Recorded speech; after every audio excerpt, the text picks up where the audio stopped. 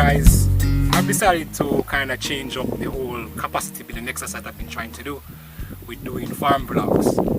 I decided for us to kind of look back at our history, connect ourselves with some of the legends of what I would say the livestock sector, meet and greet with them and allow them to guide us, give us their past to guide our future, to also give us our lessons learned, to what is it that we can use to mitigate against these challenges, and also messages for our youth professionals and young farmers on our way forward. So our first episode, series 1 of our Legends in Agriculture, is being conducted at the Sam Matter Training and Demonstration Center in Mandeville, and our host today is Mr. Albert Ferran, who I can say mean so much to me because he was kind of a mentor. My days at Bodles working in the nutrition lab as a researcher was also guided by Mr. Fearon, who would call me to do nutritional training for farmers, and who also draw me on to the CFC project, the New Zealand project, that allowed me to spread my wings in many ways. So I want to, before this interview starts, say thank you to Mr. Albert Ferran for being a mentor to me as a youth while growing up, and good luck on your retirement. Who is Mr. Albert? Chairman of the Animal Science Club. So naturally, we started to train animals to go to Dembly. So we started to competition. And when I entered the heifer, I came first as what they call a get-off sire, right? And I was so happy. I was going away and Dr. Lecky, Dr. T.P. Lecky, called me back and said, this animal is an outstanding animal. Re-enter this animal for some other classes. And I remember on that one heifer, I won 5 first prize with that heifer in the livestock judging competition. So from then on, I kind of got hooked to livestock. So I became a part of all the clubs at JC. I learned to milk, even though I got kicked several times. I learned to milk. So it was just a natural tendency towards livestock. And then when I left JC, I was fortunate to land a job at Fearon High School, which was one of the biggest in terms of agriculture in Jamaica. Matter of fact, I continued a tradition where Fearon used to win the high school competition until they had to retire the trophy to us. So I was involved there first with rabbitry, and then I was put in charge of the piggery. And I remember I moved piggery from 9 South to the above a church that had pigs at the Tuskegee High School. So I was a livestock person there. But before that at the Jamaica School of Agriculture, I just about all the I did some crops, but I just about participated in all livestock aspects, from piggery to rabbitry to food production. So I was kind of hooked on it from there. So when I taught at Grade Technical, I moved on to Tuskegee University, where I did a first degree in animal science, with a minor in business. And then when I got there, I again was involved with livestock production. And then I started to do research. That's where I started my first set of real-time research on livestock. My first month at Tuskegee, I saw a sign, and it says, what I saw with my eyes says livestock judging competition. So with my experience from JC, I quickly registered to take part in the competition, only to realize that when I got to the competition, it was not livestock judging competition. I missed out a word. It says livestock product judging competition. So I said I'm in the wrong place, and I was about to leave, and I remember the person who was in charge said, no, stay, we'll show you what to do. So at the time, I didn't see a cow, I didn't see a goat. All I saw was yogurt, cottage cheese. Products of animals. Right, it was byproducts of animals. I never eaten yogurt before. I didn't know what cottage cheese was.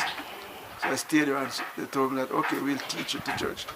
And the first instance, I thought it was about 60 persons who went. So I just went because I know I'll be out by the first invitation, you know.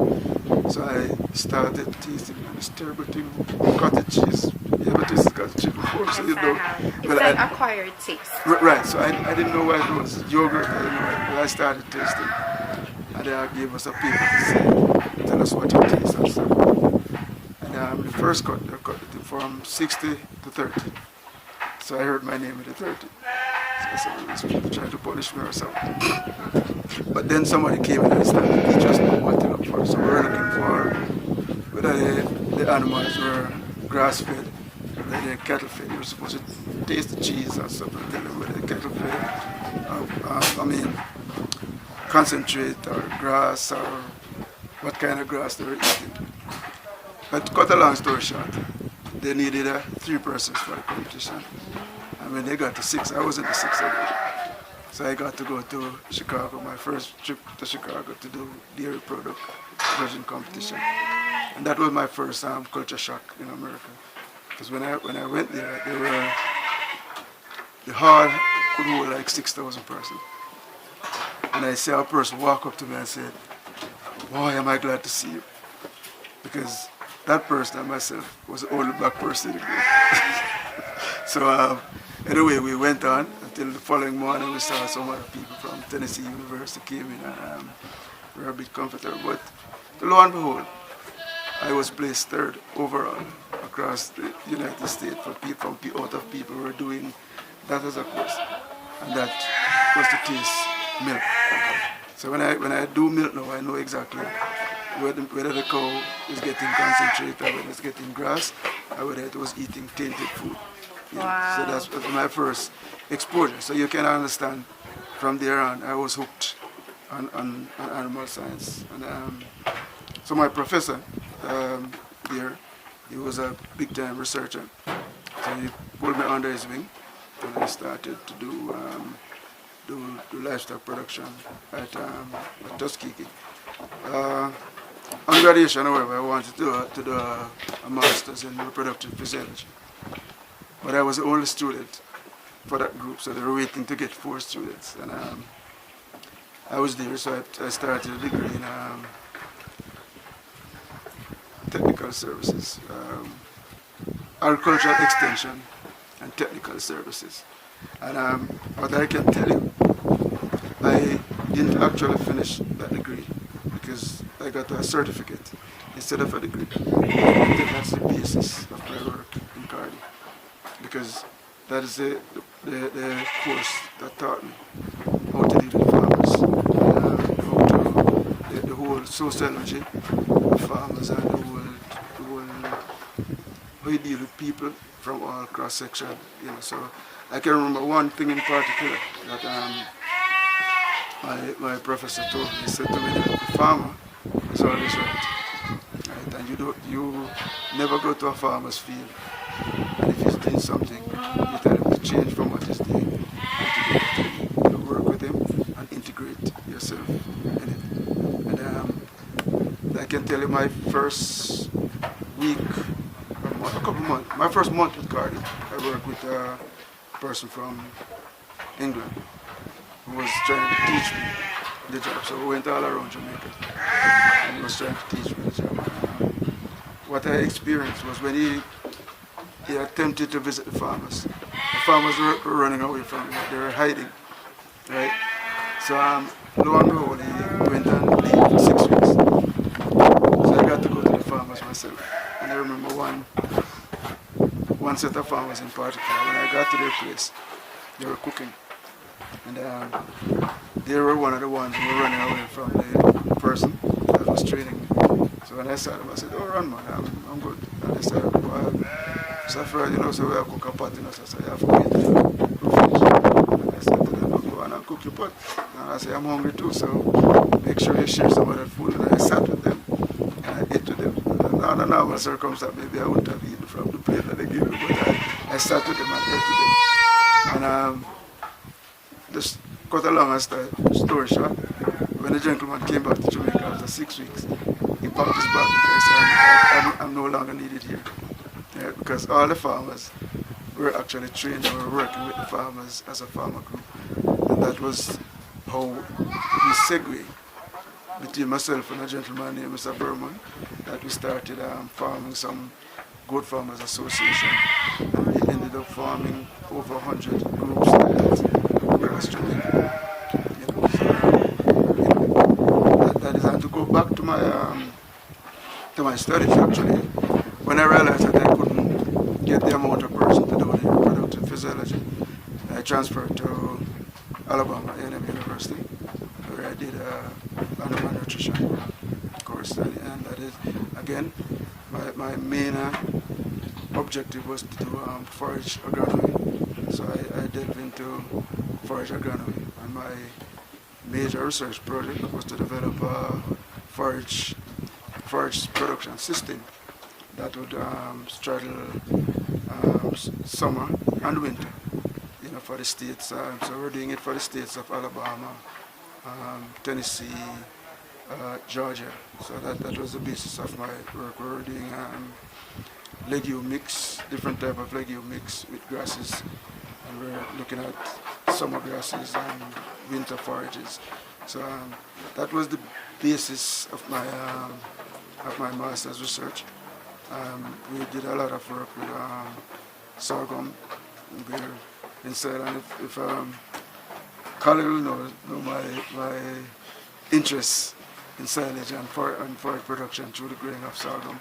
It's just a pity that we catch on to it in Jamaica earlier, but that was mainly what we use in our feeding program.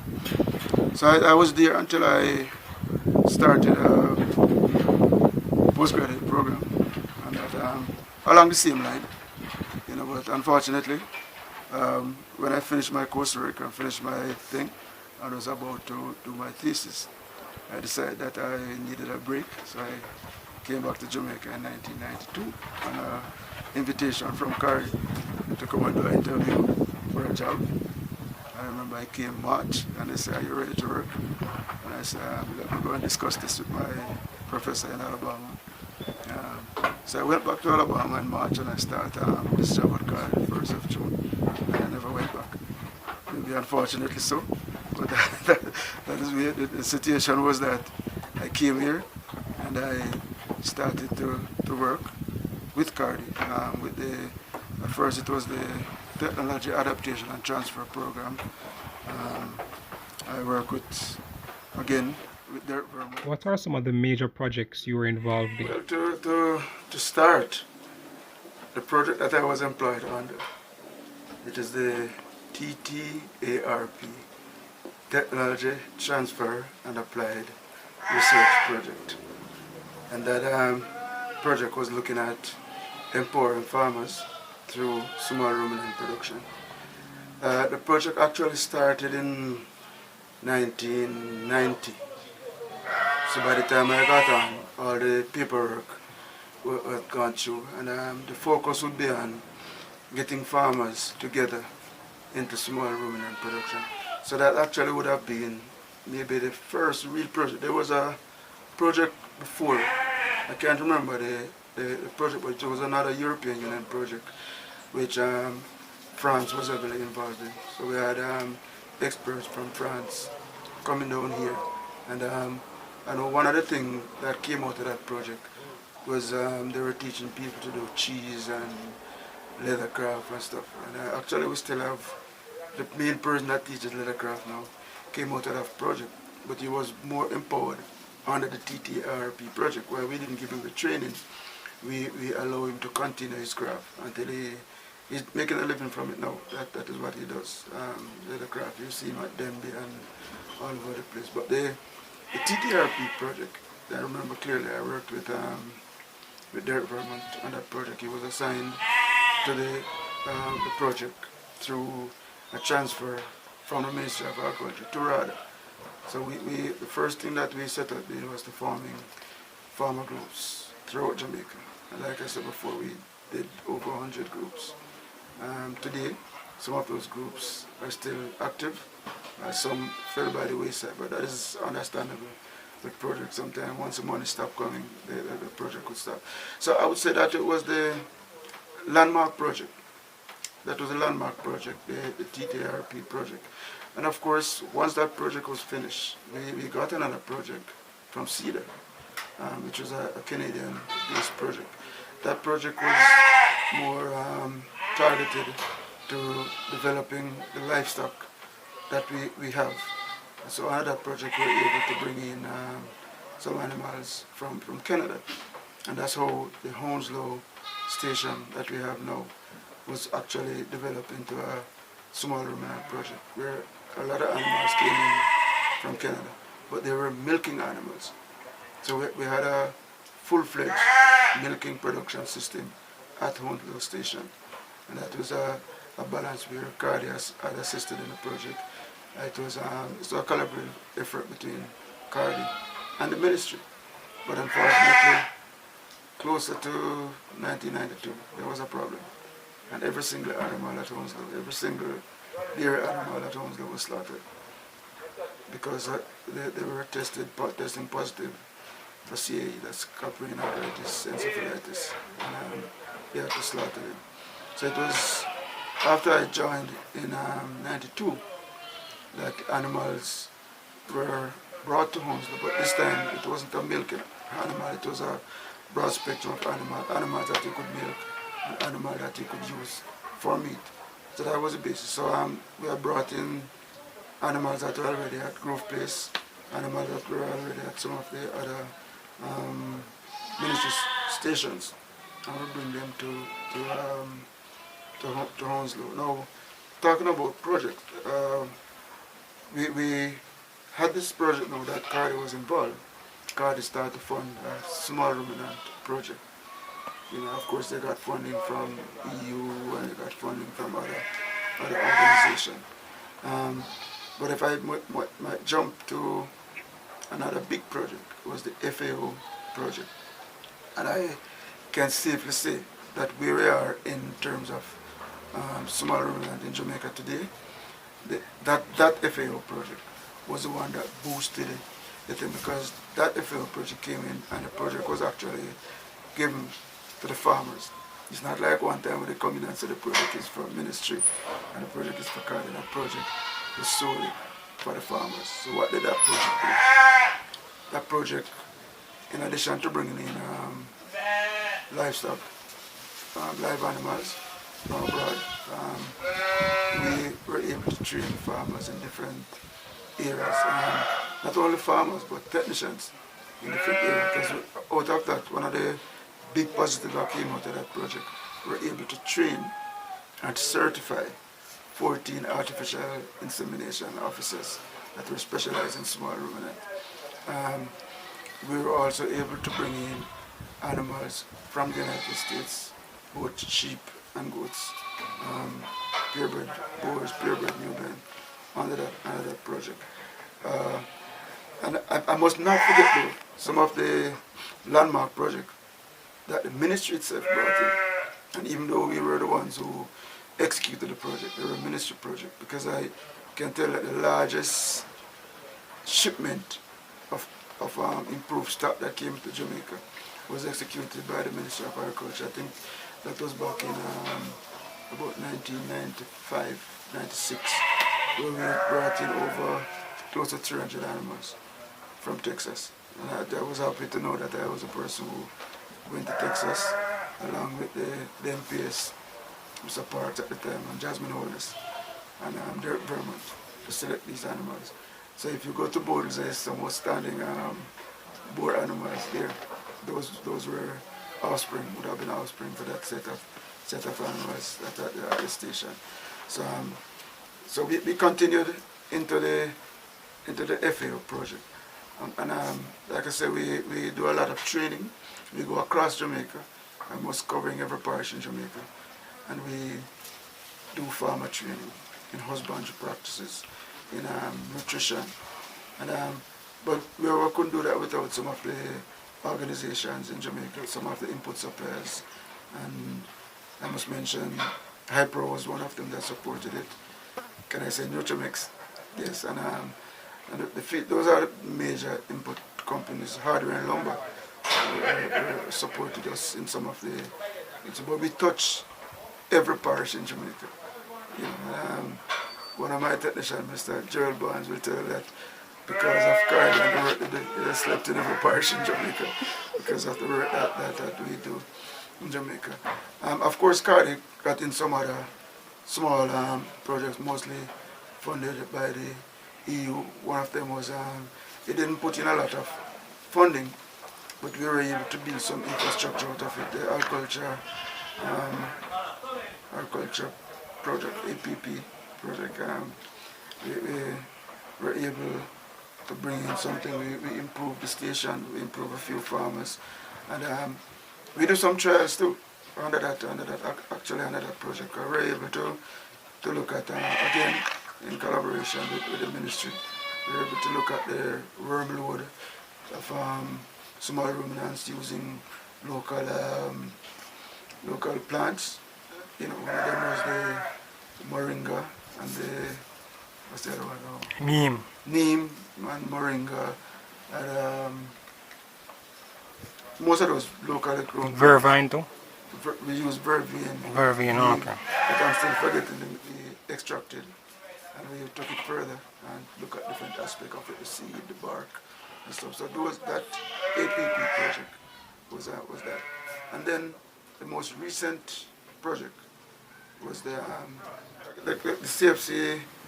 We talk about the CFC, Common Fund for Commodities. That was the one that we bring in some animals, and that's when we started the AI project on that one. But then the big project. The big project is the CFC project, Common Fund for Commodities. And actually, the project was written for Jamaica. And I always say to people that they do not know the genesis of this project. And if I may, the genesis of this project was with myself, Mrs. Sones, and David Miller. And not a lot of people know this, but we were the ones who sat in the office at Borders. Sometimes we were there until 9 o'clock at night. And we wrote this project. And we put in all the details in the project. But of course, the project was being funded through CARDI. And by the time it went to CARDI headquarters in Trinidad, and it was sent to CFC, they decided that they should expand the project a little bit more. And that is how Trinidad became a part of the project. So the project was expanded to include Trinidad. So the whole project was Jamaica, Trinidad and Tobago project.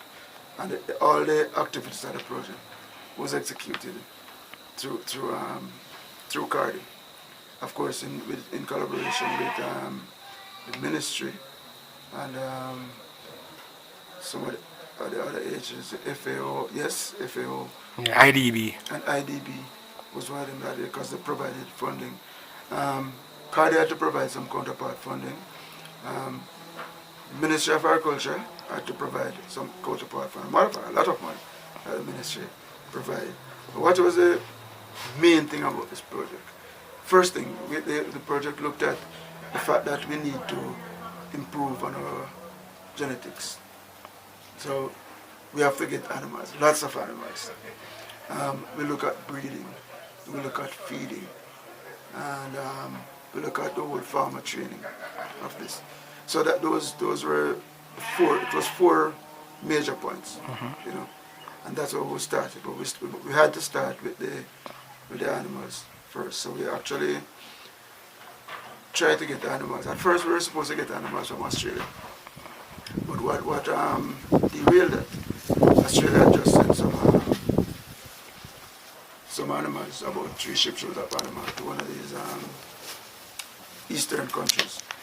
Can we say eastern countries? It's China, Indonesia, thereabout.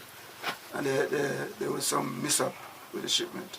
So because of that now, Australia wouldn't ship animals that distance from Jamaica. So we decided we'd have to get some animals from in the region. So we actually were able to get animals from the United States. That was the only, because once we started to do the investigation, realized that because of our scrapie situation, the disease, we couldn't get those animals into Jamaica. So we got some animals from the States, some bull goats, and in particular some sheep. You know, so all those came through. They were housed at the quarantine and then borders before they were dispersed to different farmers. So a lot of the farmers now we have developed to preserve the genetics. We have this what we call some pilot farms and some breeding farms. So we had about 4 or 5 breeding stations where we targeted those farmers just for breeding and genetics. So we realized that that wouldn't be satisfactory enough. So we again go back to the breeding, and that breeding was artificial insemination and embryo transfer. So a lot of money was spent in getting not only Jamaicans this time, but people from across the region, right across CARICOM. I think some countries sent 2 persons, and you know, so at one time we had over 30 persons involved into this program. We brought in persons we brought in experts. Of course, we used some of our local persons, Dr. Young, and we brought in people from overseas as well to assist in the project. Right? So we concentrate on training farmers. We train over 12,000 farmers across Jamaica, and we train them in different aspects: husbandry practices, breeding, genetics, breeding and genetics, nutrition. So we go across all we pulled expertise from the private sector, we pull expertise from the Ministry of Agriculture, Veterinary Division, and we go right across Jamaica, everywhere was touched. We go a little bit further than that. All the pilot sites that we selected, those farmers were trained. We also gave them livestock. We built a goat house. If you see, we still have the sign on this one. We built a goat house for everybody. We gave them stock to put in those stations. We gave them planting material for forage. And we even built pits for them to do vermicompost. And we might be able to look at a couple of pits that we gave them. So I think on a whole, that project was probably the safety project was one of the widest in scope. And in terms of benefits, the farmers benefit immensely from that. And not only that, we were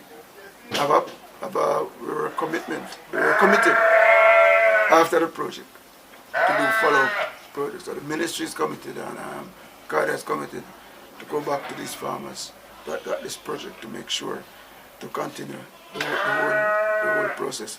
On the back of this project, there was also a New Zealand project. The New Zealand project, in terms of funding, was limited in scope.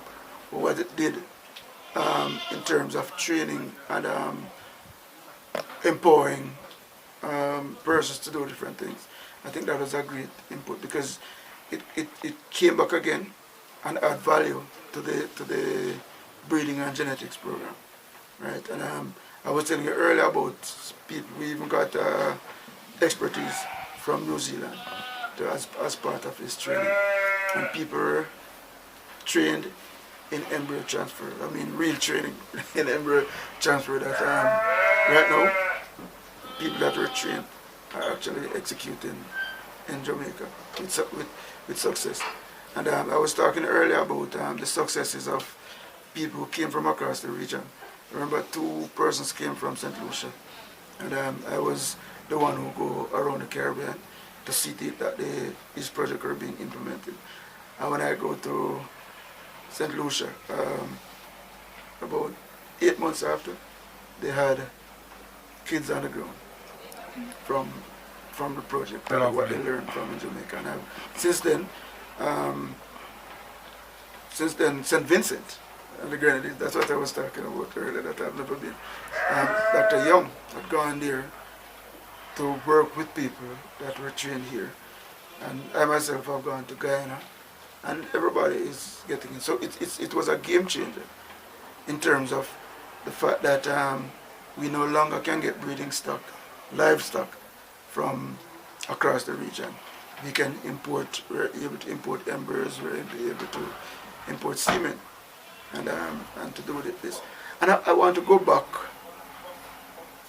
a little bit to 1997, when the Goat Farmers Association of Jamaica was formed again.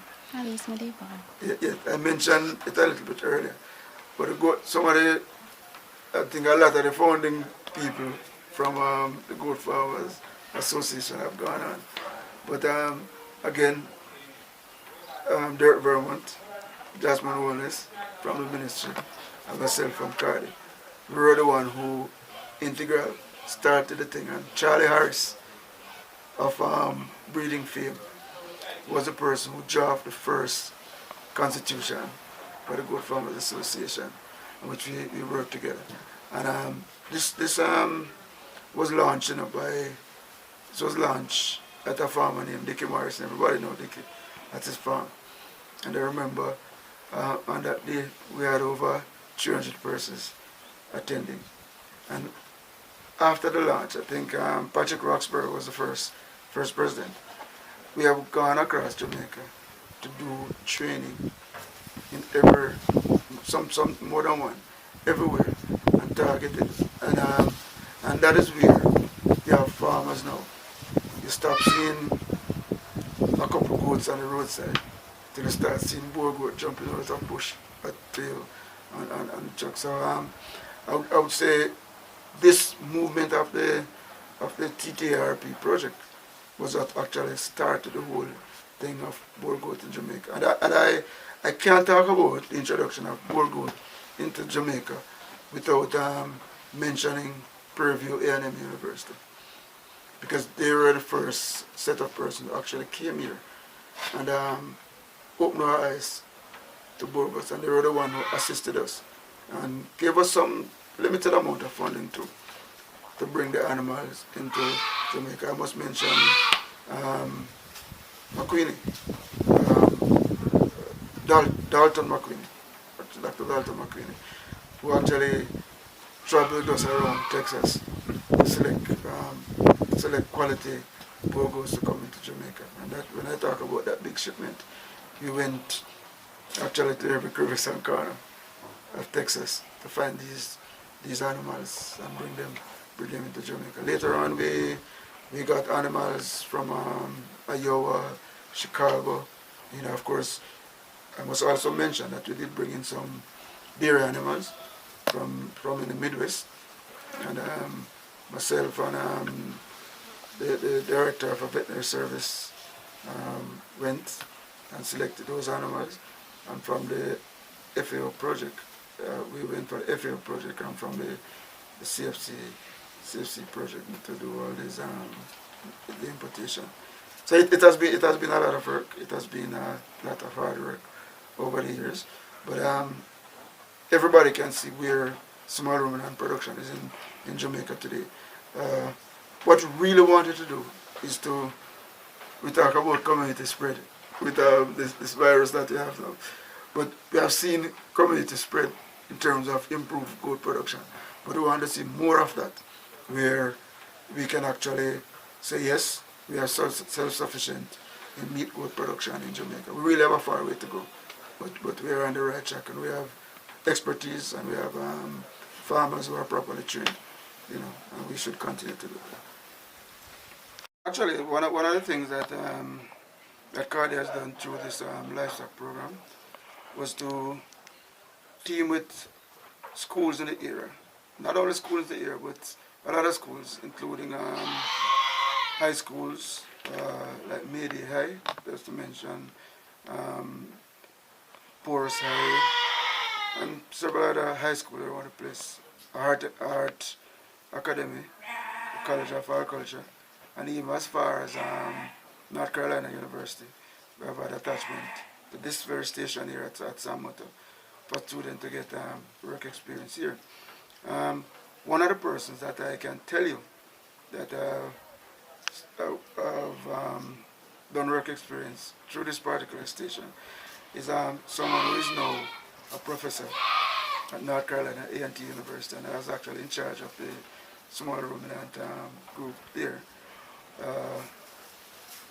She had come here, and we have trained her in small ruminant production. Students from May-Day, I can give you a couple of them had gone, not a couple, quite a few of them had gone on to CARDIT Academy to study and gotten their certificates there.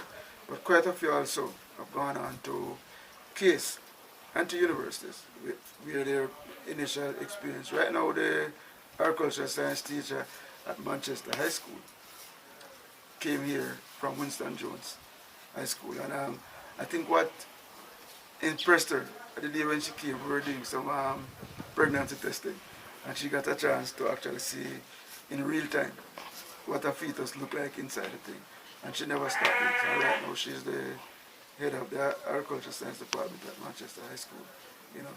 And every year we have repeated persons here from primary school to high school to college that we have attacked. Some of them go on to get employment through the ministry, through C.A.R.D.I. But I think this is a stepping stone. As a matter of fact, because of this this whole attachment in the present CXC agriculture syllabus, there's somewhat a demonstration center is mentioned as part of the study guide for students. Yeah, so it's a lot of work for students. And what we encourage students to go to college, to CASE or to Ebony Park, and to study agricultural sciences, and in particular livestock production, because we know that that is where one area we have a dearth of experiences here, because we realize that most of the people who are stalwarts are started out, if you Mrs. Holness, David Miller is gone, and a lot of people before him, for us that were actually in the ministry, doing agriculture, in particular livestock and small ruminant, are either retired or retired. So this is a field that we want young people going to college to pay some attention from both cattle research to small ruminant research. You know, we need expertise there. Right? Breeding is another section. Right now, I don't think we have a certified breeder in Jamaica, whether it is small ruminant or large animal. You know, so we need a lot of focus in that area right now. Yeah. Now, if we look at some of the lessons learned in really doing some of these projects and executing some of these projects, is that farmers tend to become a little bit complacent when the funds are coming in. They will do all the things, and as soon as the project is finished, they'll go back to the norm. You know, but I think in the most recently concluded project, big projects, the CFC project, what we have done, we have taught the farmers to be self-involved in the project. So when we go to the farmers, we not only give them an animal, we ask them to contribute something towards the whole aspect of it. So want to know that they're contributing, they're a part of it. And when the project finishes, they'll continue. And not only that, the Ministry of Agriculture and C.A.R.D.I have made a pledge to the farmers that when the international funding is complete, we'll go back to these farmers and continue to work with them. And that is what is being done with the recent projects. We have gone on top of that, continue to visit, continue to support them by additional training or some additional inputs. You know, but most importantly is the farmers to learn what they get. It's not just giving them something to throw, but giving them something to better themselves and to improve their life. So we have brought in along the project, we have brought in people to give them lectures. You know, we have brought in sociologists along the projects, that we have had sessions with them to give them the idea that they must be responsible for what they get in order to improve their stock and whatever. So that is what we have done to let them carry on in the program. Yeah.